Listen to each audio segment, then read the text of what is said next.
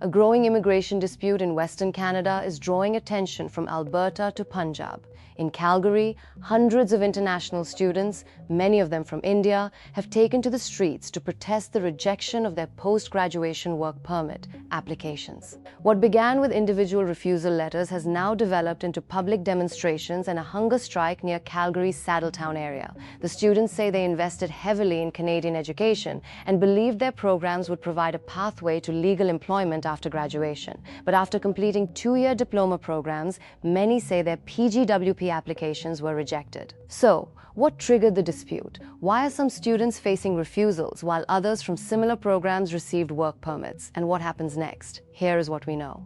At the center of the controversy are international students enrolled in programs associated with Alberta's Portage College and delivered through partner institutions in Calgary and Edmonton. Many affected graduates say they paid approximately 32,000 Canadian dollars or close to 20 lakh Indian rupees in tuition fees. They enrolled believing that completing their two-year programs would make them eligible for a post-graduation work permit. But according to the students, IRCC is now treating some of these programs as non-credit programs which can make graduates ineligible for a PGWP. The students also point to what they describe as inconsistencies. Some graduates from the same or similar programs, including students who completed their studies earlier, reportedly received work permits, while others were refused. Portage College, meanwhile, maintains that immigration decisions are made by the federal government through IRCC and has advised affected students to seek appropriate legal advice. As demonstrations continue, the dispute is also drawing political attention.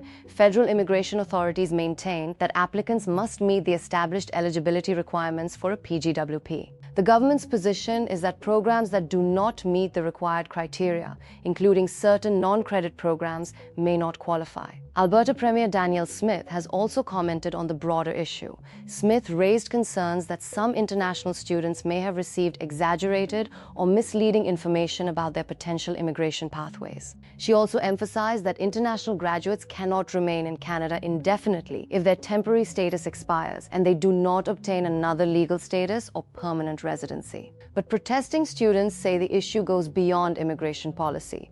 They argue that they followed the information available to them when they enrolled, spent significant amounts of money on their education, and now feel they are being affected by changing interpretations or eligibility requirements. For affected graduates, the immediate question is what legal options remain available. Immigration lawyers and consultants are advising students to focus on formal legal channels rather than relying solely on street demonstrations. Possible options may include requesting reconsideration of an immigration decision or, depending on the circumstances, seeking judicial review in Canada's federal court. Experts also have a warning for future international students. Before paying tuition or enrolling in a program, students should independently verify whether the specific institution and program meet the current PGWP requirements. That information should be checked through official Canadian government sources rather than relying only on college representatives, consultants, or promotional material.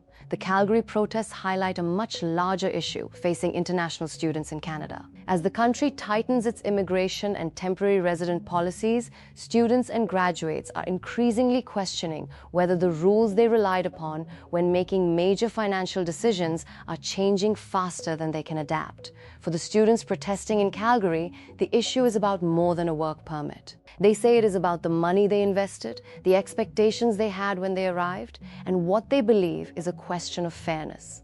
Whether IRCC will reconsider individual cases remains to be seen. For now, the dispute continues, with hundreds of students waiting for answers about their futures in Canada. What do you think about this situation? Let us know in the comments. For more updates on Canadian immigration, international students, and major policy developments, like, share, and subscribe to the channel. Thanks for watching.